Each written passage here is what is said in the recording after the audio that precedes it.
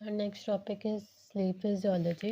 अब sleep cycle जो है उसकी रेगुलेशन होती है बाय सर्केडियन रिदम, जो कि इंटरनल बायोलॉजिकल क्लॉक होता है बॉडी का, और उसको कंट्रोल करता है सुप्रा कियास्मेटिक न्यूक्लियस ऑफ द हाइपोथैलेमस।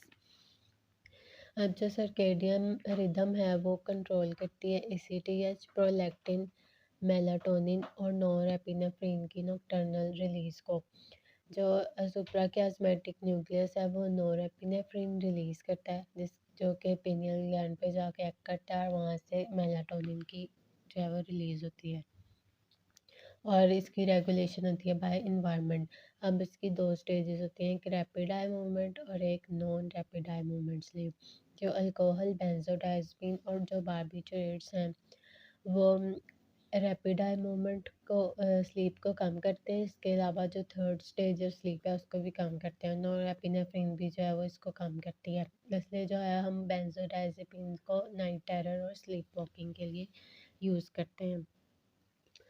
अब आगे इन्होंने कुछ इनकी डिस्क्रिप्शन बताई हुई है, और किस में जो है वो कौन सी वेव्स आती हैं, ये भी MCQs में आते हैं।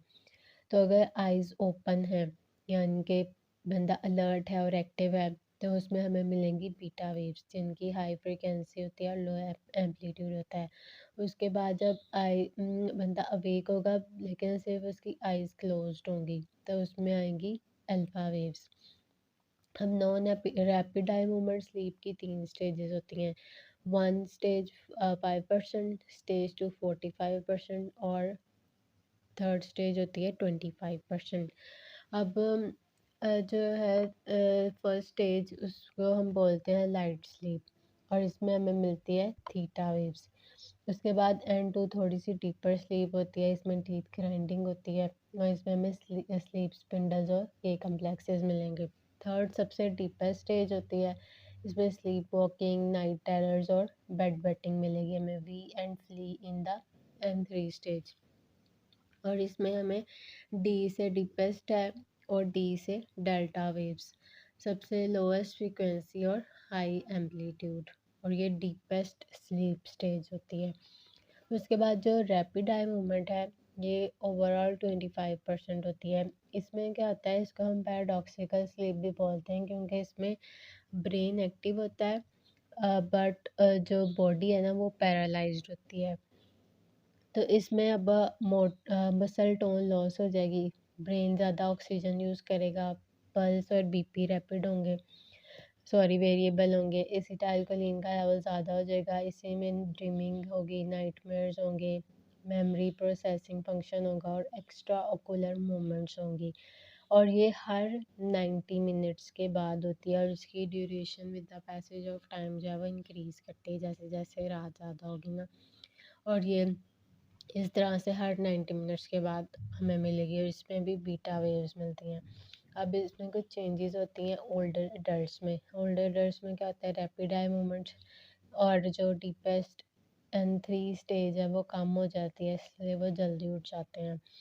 और जो डिप्रेशन है उसमें ये ज़्यादा हो जाती है रैपिड आई मूवमेंट स्लीप, जबकि जो N3 डीपेस्ट स्लीप है वो कम हो जाती है, इसलिए इनमें जो है वो रिपीटेड नाइटमेयर वेकनिंग्स और नाइट टाइम अवेकनिंग्स और अर्ली मॉर्निंग अवेकनिंग्स होती हैं। और जो नार्कोलेप्सी है उसमें भी जो है रैपिड आई मूवमेंट की लेटेंसी कम हो जाती है, और जिसका निमोनिक है इसकी वेव्स का at night bats drink blood, यानी कि बीटा, अल्फा, थीटा, फिर स्लीपर्स के कम्प्लेक्सेस, फिर डेल्टा और फिर बीटा। इसके बाद आ जाते हैं हाइपोथैलेमस के न्यूक्लियस। अब हाइपोथैलेमस में जो है वो होम्योस्टेसिस को मेंटेन करना होता है by regulation of thirst and water balance, anterior pituitary, posterior pituitary. इसके अलावा hunger, autonomic nervous system, temperature और सेक्सुअल अर्जेस, सब चीज़ों को इसी ने कंट्रोल करना होता है। इसका इनपुट जो है वो आ रहा होता है OVLT से और एरिया पोस्टीमा से, जहाँ पर ब्लड ब्रेन बैरियर नहीं होता। अब इसके जो न्यूक्लियस हैं वो हम इस तरह दो दो करके याद कर सकते हैं, लेटरल और वेंट्रोमीडियल। अब लेटरल जो न्यूक्लियस है वो है हंगर से रिलेटेड, इसको ग्रेलिन स्टिमुलेट करता है और लेप्टिन इनहिबिट करता है। और जो वेंट्रोमीडियल है वो सेटाइटी से रिलेटेड है और इससे स्टिमुलेट करता है लेप्टिन। अब इसको हम इस तरह से याद कर सकते हैं कि अगर लेटरल न्यूक्लियस की इंजरी होगी तो पर्सन जो है वो लीन हो जाएगा, और वेंट्रोमीडियल की जब इंजरी होगी तो मैसिव, यानी एल से लेटरल और एल से लीन, एम से मीडियल और एम से मैसिव। जब इसकी इंजरी होगी तो भूख नहीं लगेगी और वो बंदा जो है वो लीन हो जाएगा। इसकी डिस्ट्रक्शन होती है एनोरेक्सिया में और इन्फेंट्स में, जो कि फेलियर टू थ्राइव होते हैं। और अगर वेंट्रोमीडियल की इंजरी हो जाएगी तो वो बंदा जो है वो ज़्यादा खाना शुरू कर देगा, यानी उसको कभी उसका पेट ही नहीं भरेगा, तो इसकी वजह से वो मोटा हो जाएगा। तो इसकी डिस्ट्रक्शन होती है, जैसे कि क्रेनियोफैरिंजियोमा अगर हो गया उसकी वजह से हाइपरप्लेजिया हो जाता है। उसके बाद अगले दो न्यूक्लियस हैं इंटीरियर और पोस्टीरियर।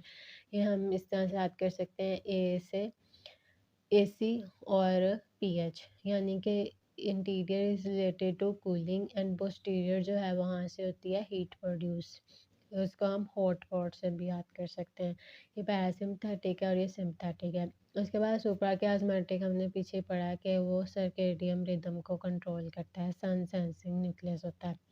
और जो सुप्रा ऑप्टिक और पैरावेंट्रिकुलर है, ये भी हमने पहले पढ़ा हुआ है कि ये एडीएच और ऑक्सीटोसिन को जो है वो सिंथेसाइज करता है।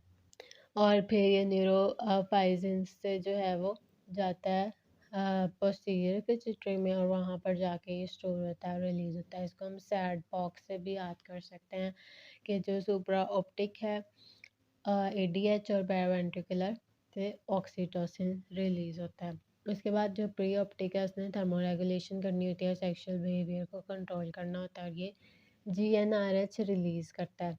और अगर जीएनआरएच प्रोड्यूसिंग न्यूरॉन्स जो है वो माइग्रेट ना करें तो उसकी वजह से कैलमैन सिंड्रोम हो सकता है। Next are thalamic nuclei. अब जो थैलमस है वो हमें पता है कि मेजर जो है वो रिले सेंटर है, सारी जो असेंडिंग सेंसरी इंफॉर्मेशन है वो यहाँ पर आती है एक्सेप्ट ऑल्फैक्शन। इसके जो न्यूक्लियस हैं वो है वेंट्रल पोस्टोलेटरल है और वेंट्रल पोस्टोमीडियल है। सबसे पहले ये दो हैं। तो इसकी सेंसेशन हम इस तरह से याद कर सकते हैं कि इसमें तो ऑलमोस्ट सारी आ जाती हैं, वीपीएल से भी याद कर सकते हैं, वाइब्रेशन, पेन, प्रेशर, प्रोप्रियोसेप्शन और लाइट टच और टेम्परेचर। और जो वेंट्रोपोस्टीरियर है वो फेस से सेंसेशन लेकर आता है और टेस्ट सेंसेशन। इससे हम इस तरह याद कर सकते हैं, very pretty makeup goes to the face, यानी कि वीपीएल से, और ये वीपीएम जो है वो सिर्फ फेस से। और इसकी दोनों की जो डेस्टिनेशन है वो प्राइमरी सोमेटो सेंसरी कॉर्टेक्स में जाएगी, जो कि पैरेटल लोब में होता है।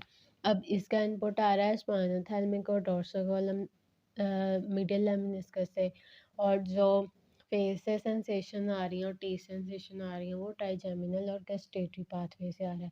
उसके बाद जो अगले दो हैं वेंट्रल और मीडियल न्यूक्लियस। इसको हम इस तरह से याद कर सकते हैं, एल से लेटरल है और एल से लाइट, एम से मीडियल है और एम से म्यूजिक, यानी कि यहाँ ये विजन से रिलेटेड है। और जो मीडियल न्यूक्लियस है वो हेयरिंग सेंसेशन लेकर आता है। डेस्टिनेशन देखें तो इसकी फिर हो जाएगी प्राइमरी विजुअल कॉर्टेक्स, जो कि ऑक्सीपिटल लोब में होता है। हेयरिंग का जाएगा प्राइमरी ऑडिटरी कॉर्टेक्स में, जो कि टेम्पोरल लोब में होता है। और अगर हम इनपुट देखें तो ये ऑप्टिक नर्व, फिर क्यास्मा, फिर ट्रैक, और ये सुपीरियर ऑलिव और इंफीरियर कॉलिकुलस है। और जो लास्ट पे है वेंट्रल एंटीरियर और वेंट्रल लेटरल, ये मोटर कॉर्टेक्स इसकी डेस्टिनेशन है, जो कि मोटर सेंसेशंस लेकर जा रहा होता है, और ये होता है फ्रंटल लोब में। और इसकी जो इनपुट आ रही होती है बेसल गैंग्लिया और सेरिबेलम से।